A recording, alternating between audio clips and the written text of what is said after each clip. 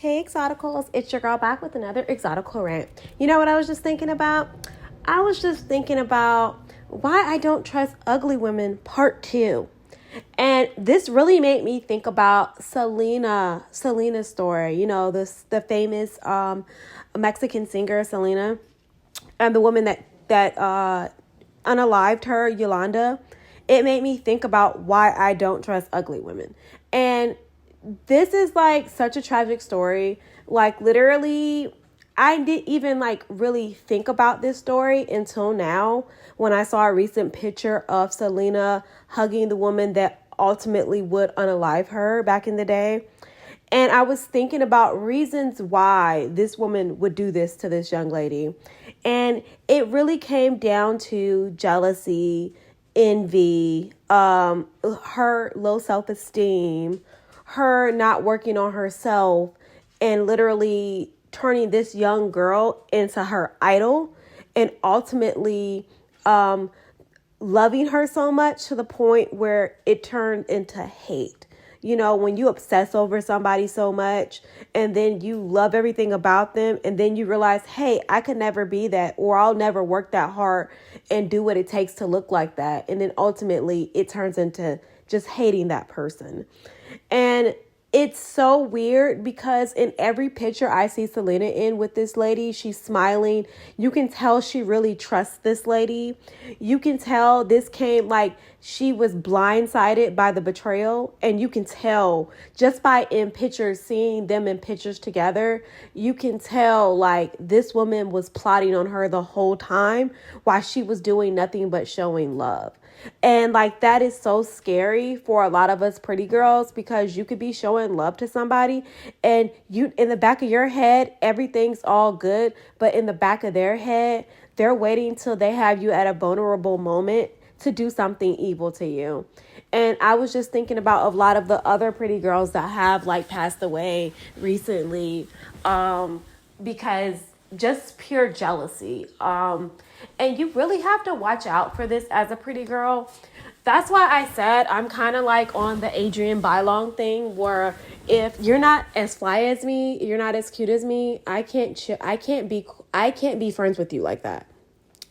And it really, Adrienne Bailon put me onto that from The Real, and she was in Cheetah Girls. I love her, but she put me onto that. Like, I saw a picture of all her friends. I know everybody knows her best friend is Jaleesa, which is, I think she's on ET or whatever. She's a correspondent or whatever. She's famous too. And she had this other girl that wasn't so famous with them, and they were like all hanging out. But I noticed one thing with her group of friends. They were all equally fly, equally cute, equally attractive. And that's one thing I got from Adrienne. She was like, hey, you cannot hang around other women, especially if you're trying to create meaningful friendships that aren't just as fly as you. And it seems mean, but it's not mean. It's just business. It's just like equally yoked. And sometimes we forget that in friendships about being equally yoked, but it's just as important as in relationships, romantic relationships, as it is in friendships, to be equally yoked with your friends. Like, you guys all are pretty. You guys all are in shape. You guys all are friendly. You guys all have hair. So, I mean, I'm sorry to break it down like that, but it has to be like that. And I realized that, like, my longest friendships were with women that we were equally yoked in looks. We all were fed. We all had long or thick or beautiful hair, or we all took care of ourselves. We all have good skin. We all wore makeup. We all took pride in our appearance. So it was nothing to like pick apart. You know what I'm saying? It was nothing to analyze. When I saw her, I'd be like, oh, girl, I love your outfit. Oh, your hair is looking really good and healthy. What are you doing? Like, we're more so just sharing information and putting each other up on the newest game of health, fitness, hair, maintenance, clothing. We're just like fashion. We're just putting each other up on game. Like, I'm the fit girl. I have one friend. She's like the hair girl. I have another friend. She's just like good skincare girl. So we like all are putting each other's up on game in some aspect, or one of this fashion. It doesn't matter, but we all have our place. And I think that's the most important part when you are like selecting friendships is to see if you guys are equally yoked. Because you don't want somebody like in the background waiting for you to get in a vulnerable spot, because in life we all have our ups and downs, and you never want a snake lurking in the grass. You know what I'm saying? Like, they've been waiting there for a while, they've been watching for a while, they know your patterns and your routines, and they're just waiting for the right moment to strike. You know, they seem okay at first because they're not bothering you, but they're just waiting for the right moments. Kind of like clearing out their digestive tract so they can swallow you whole. You don't want anybody, especially so-called friends, around that would do that. So that's why the equally yoking is just so necessary, because like, you don't want somebody so jealous of your blessings that they can't focus on their blessings. So that's why I was thinking about the Selena and Yulanda situation. And like, I always was like, why did she do it when I was younger? Once I got older and started experiencing things, I understood why she did Yulanda attack Selena. I understood it. This lady was so jealous of this young girl. She was rich. She was beautiful. She was in shape. She was, I think she was about to get married or already married, but she was like, she had so many milestones happening for her. She was about to open up a business. She had so many like entrepreneurial things going for her, personal things going for her. It makes sense a woman like her would be jealous, even though Selena was trying to uplift her. That's the crazy part. The whole, like, she was uplifting her while she was being uplifted from her blessings. She was being a blessing to Yulanda, and she still betrayed her. That's why I say it's so important, ladies. Discernment is so important, because you have to really discern people's energy towards you. Do they really like you? Or are they just tolerating you? Or like, it's a difference when somebody is showing love to you, or they tolerating you, or they're keeping you around because you keep blessing them. You're like their source of money. You're their source of income, or their source of whatever it is that they're seeking. You're supplying it. So you got to really be careful about that, because you'll be like not even noticing, oh, well, we're cool. You guys are cool because you're always doing things for that person. That's why you guys are cool. It's not because they really like you. It's because like you're a means to an end for them. Like, you supply something that they need and they keep coming back. But eventually when they get sick of you, they'll show their true colors of how they really feel about you. So just be careful in that. And we've all had situations like that. I literally had to stop trying to be friends with women that did not look a certain way. And it sounds mean, but I noticed we had the most conflict. They would always make up things, lie to me, lie about me. So I had to literally put myself up on game. Like, okay, I can't be friends with these certain type of people. They automatically have a perception of me based on how I look. So it's nothing that I can do or say or even show my true character to them, because they already have a preconceived notion about how women like me are acting, or how women are like me are. I've heard like bougie. Oh, you're bougie. So, and that's like a very common word that they use for light-skinned women is bougie. And it's just like, how am I bougie? And like, literally, it's funny because they won't even know you, and they'll say that to you, and you'll be like, wow, like, it'll be funny because I've never even heard anybody call me that, especially men. They never call me that. I've had men tell me I'm the most down-to-earth woman that they have ever met. I'm actually from the country. So I'm from a rural part of California. I'm not like from the upper echelon of class. Like my family was a middle class family. We stayed out in the middle of the desert, around animals. We like, it was just like, I wouldn't say I had the best, but I never had the worst. We were middle class, but like, I was definitely not bougie. Like my dad, like I would help my dad fix cars. Like, I was never bougie. I was more of a tomboy, especially growing up. I was more of a tomboy. So that's funny when people say that about you. You're like, you're just kind of look at them, because I'm like, no, I'm literally like, all I would really say I needed was a swimsuit, some shorts, and some boots. Because literally, that's what I usually have on. So I have my swimsuit on in case I go swimming. I have some shorts, my boots, because I'm always trying to fix something. I'm really like handy and stuff. And I like to do projects. So it's really funny when people have preconceived notions about you. But back to the story about why I don't trust ugly women. This story is a prime example of why.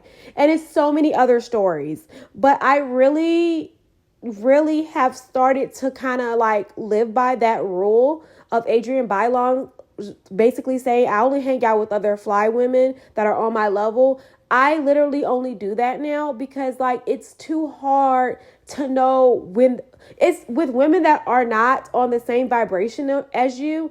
It's too hard to try to figure out what vibration they are on and where they will be like trying to pick holes at you at, like trying to, you know what I'm saying? So it's too hard to try to figure out their mindset and how they're trying to come at you because they're just not on the same vibration. So it's better I would say definitely be friendly, definitely keep an open mind and be friendly to everybody. If people are being friendly to you, be friendly to them. But literally you have to discern and keep that wall up about friendships with people, especially women that are not on your level. And it doesn't matter what you do for these women. They will always have a always have a sourness toward you because they don't want to do the work it takes to look like you, or they just feel like they can never get to you, to your goal because you're their beauty standard. They can never reach that. And they will always have that sourness toward you. So this is just a FYI cautionary tale. Keep your eyes open for it, but like try to get women that you are equally yoked for. If you're married, have other married friends.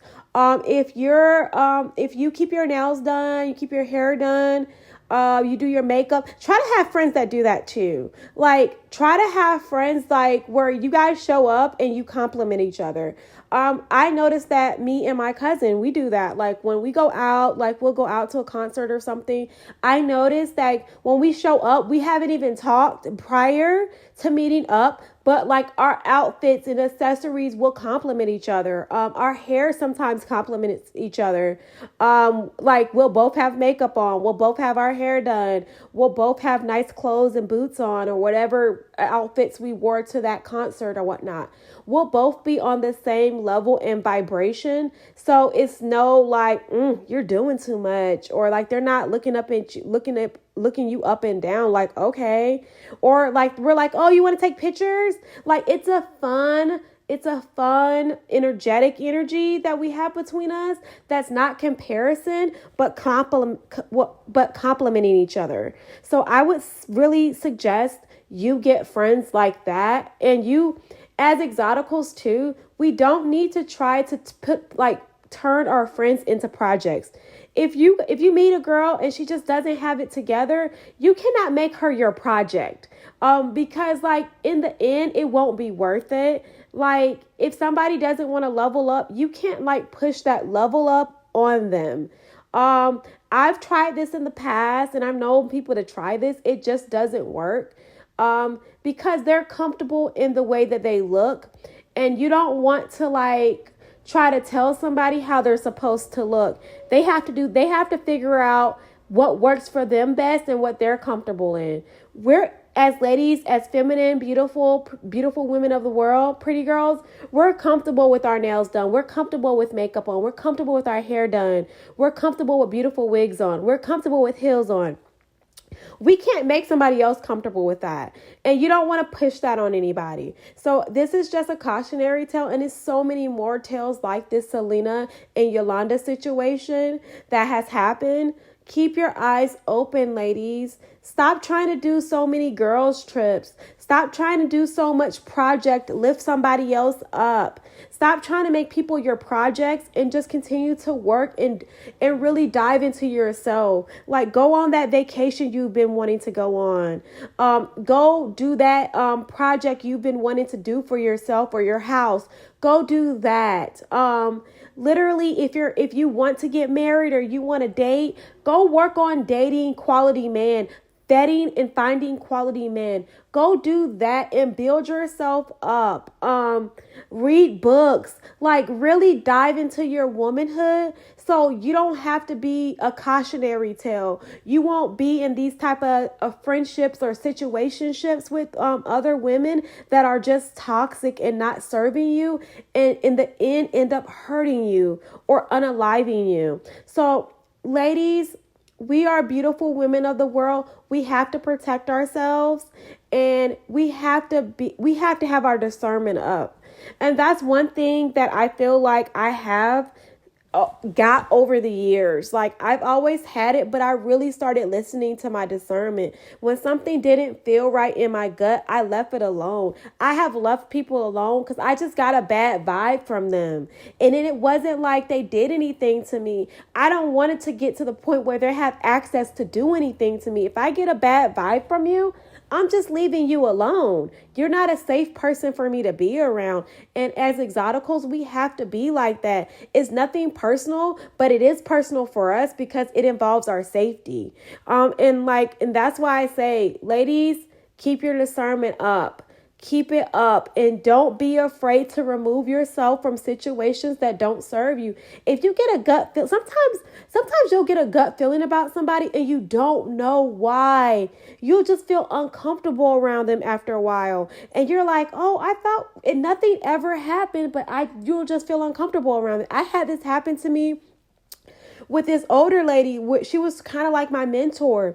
I started every time she would always invite me over her house, I just started feeling uncomfortable around her. And I didn't know why. I was just like, I don't know why. Like, she would always invite me over. Nothing would happen. She was she was a nice lady, but I started feeling uncomfortable around her. And then I finally figured out what it was. Like, she was in a bad relationship. And she was she was never married. She was in a bad relationship with a boyfriend. I met her boyfriend. He actually tried to holler at me. I never told her this. He tried to talk to me. We were at a bar one time because they did comedy or whatever. And he tried to talk to me on the low, but I just kind of like brushed him off and ignored him. And like, he made me feel so uncomfortable. I ended up texting, at the time I was not married. I ended up texting my sugar daddy and telling him to come up there. Cause I told him what was going on, and he was like, I'll come. Like, he was a very good sugar daddy. Like, he was a sugar daddy / friend. Like, we became really close, like tight as friends. But he was also my sugar daddy. And like, he was like, oh, I'm just going to come get you just to make sure you're good. And he took me home. Like, I honestly, like, I started feeling uncomfortable around her. I started noticing she was just very miserable she was miserable in her singlehood. And she had never been married. The dude that did want to marry her, she didn't want to marry him. We talked about it. She was just on that feminism, independent woman thing. And I was not on that. And I literally started like keeping things to myself, guys I dated, because she really wanted to know like every guy I dated. I would share sometimes with her, but I would not share too much because she was like, why do you find all these guys at? Like, she was very amazed that I was able to like find different guys, decent men to date. I would always get better and better men that I would meet to date. And she was like very surprised by that. And I was just like, she was like, where do you meet these guys? I was like, in person and online sometimes. It just depends. But she was long story short, she ended up getting mad at me because after I told her boyfriend, like after she asked me about how do I feel about her boyfriend, I told her the truth because I thought we had that type of relationship. I just told her I don't think he's a good fit for you and he's talking to other women. She told me he wasn't talking to other women. Come to find out a couple months later, she finally realized around Christmas when he told her he could only spend his holidays with his kids even though they were grown. And he brought her an egg maker, even though she had a full kitchen and house. from CVS, she finally figured out he was talking to other women, and she was like, "Oh, she asked me to can you help me make a online dating profile?" So I said, "Sure." I said, "Actually, I'll come over after work, but I think I do have to. I'm going to try to call out, but if I can't call out, I'll just come over after work because I used to work late." So I said, "I will just come up. I'll spend the night with you, and I'll just come after work." To help you make your dating profile, and then we can just like eat breakfast when we wake up and chill out, you know. But she got really mad at me because she thought I was going to come over during my work hours, and I told her I probably cannot take off, but I'll try, which I couldn't take off. And she was like, "Oh, you left me hanging. Like, this lady called me at work cursing me out." And I was just in shock. Again, this was my mentor. I was in shock, and that was like the last time I talked to her. I was just like, after she learned that I was engaged, her attitude toward me changed dramatically. While I was just dating this guy and that guy, she had little comments here and there, but after I got engaged, like, her treatment toward me changed dramatically. She was saying negative stuff about my fiance for no reason. He was a complete gentleman. She met him. He was a complete gentleman to her, and he even went to church with her, with us, even though I didn't really go to church and he didn't really go to church. She wanted us to go to church with her at her church. We went with her. But like, I could tell, like, my interaction with her since I had got engaged, it was totally different. It was very strange. It was a very negative energy, and I had to remove myself from that energy. And I'm glad I did, because like, she wanted me to stay single with her. I didn't want to stay single. She was comfortable being single, running after this guy that didn't want her. I was not comfortable doing that. I wanted a steady provider, even though I had sugar daddies here and there. That's a whole nother story. Ladies, let me know if you want to hear about my sugar daddy chronicles. Let me know in the comments if you want to hear about that. But like, she literally wanted to be this feminist, independent woman, and then she would cry about it later when she didn't have anybody to spend Christmas with, or when she didn't have things to do. She would like cry about not being single, basically. But then she always applauded herself for being so independent. She was just like here and there and here and there. It was just so crazy. And before anything else happened, because sometimes she would be kind of mean to me, especially when she saw men giving me attention too. So ladies, keep your eye out, keep your discernment up, and just keep feel the spirit. I don't know if you understand that. I think that's a Christian term or whatnot, but the spirit of somebody that's around, especially other women, if their spirit is sour, usually like the friendship won't last long, because it's a discerning spirit that like equally yoked people can connect very easily. It won't be, and we are not super critical of each other. If you've ever been around somebody super critical of you, you know that that's not the spirit you want to be in. So when you discern spirits that are very critical, they usually are not compatible spirits with you. So that's a whole nother story, ladies, but be careful, keep your discernment up, keep your eyes open, and always trust your gut feeling. Just always trust that gut. But anyway, ladies, this is just another Exotical rant. Let me know in the comments how you feel.